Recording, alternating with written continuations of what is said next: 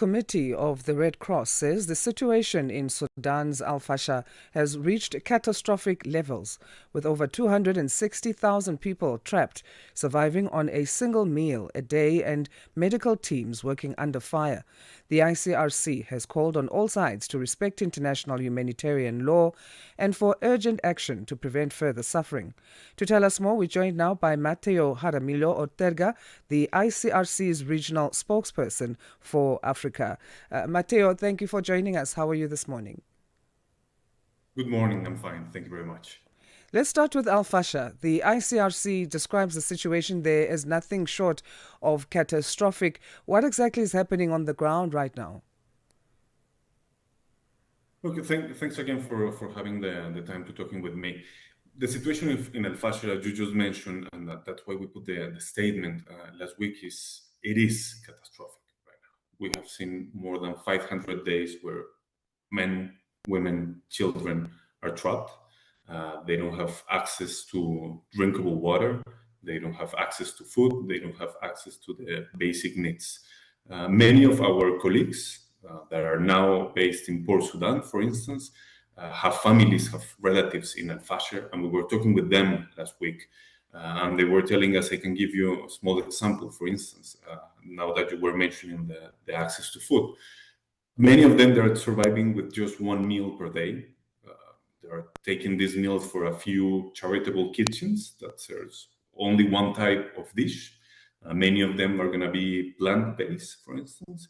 And this is, in other reasons, because to afford 1 kilogram of flour, it's around $20. So the situation for them, it's reaching a point where the humanity is not there anymore. So how is the ICRC managing to deliver any humanitarian assistance under such dangerous conditions? We've heard more than 260,000 people are trapped and eating just one meal a day, as you say.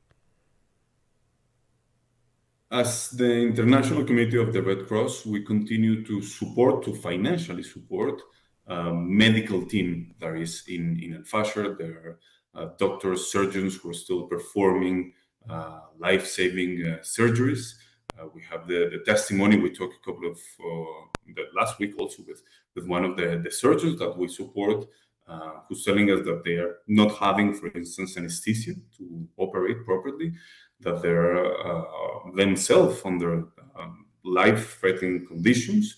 The health structures themselves have been shelled, and this is the type of support that we're managing to do for the moment. We don't have access right now to our Fasher. This is something that we have called upon. This is one of the main appeals that we're doing right now to the parties to the conflict, is not only for the ICRC, but also for the ICRC, for humanitarian actors, to reach Fasher, to reach the people who are in need right now. What are doctors and nurses up against in hospitals there, and what kind of support do they most urgently need? They need the borders to be open. They need the main things that they use to operate. I was mentioning the testimony, the very hard testimony of one of the surgeons that we support. He was telling us, for instance, that just to give you an example, because I think it created the image that we need here, is in order for them to operate, in many cases, they are using the lights of their phones, because there is no electricity in many of the places where they are operating right now. They don't have the blood needed. They don't have anesthesia. They don't have the most basic painkillers in order for them to operate correctly. These people or the ones who have been wounded by shellings, by shootings. And this is creating also a situation where diseases like cholera, for instance, are spreading all around Sudan, because this is not only a situation in Fasher. It's also in the Kordofans, it's also in Khartoum, it's in Sudan wider, if you want. But to go back to the question that you posed to me, is they need to be able to perform their jobs, and for this they need the basic needs. They need the adequate conditions to operate. As you speak about how widespread the displacement crisis is, the head of the ICR delegation in Sudan, Daniel O'Malley, also mentioned the Kordofan regions where civilians are constantly being displaced by shifting front lines. What can you tell us about that region? Sudan is a country of more or less 50 million people, and we're talking about 12 million who have been displaced. This is the highest record number ever recorded. The situation in the Kordofans, for instance, is extremely difficult. It is dire. They are not in siege like in Fasher. However, the needs are there because what we're seeing is attacks against critical infrastructure, sources of water, sources of electricity.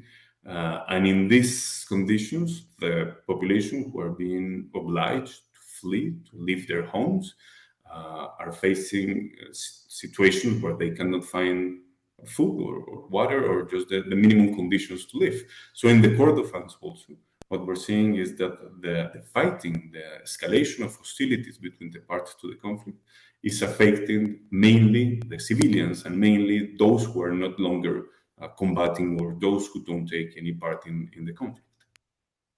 Mateo, thank you so much for your time. We appreciate it and for updating Thank us you on this situation.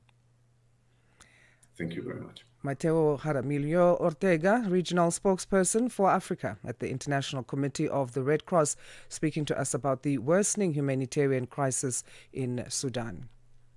Get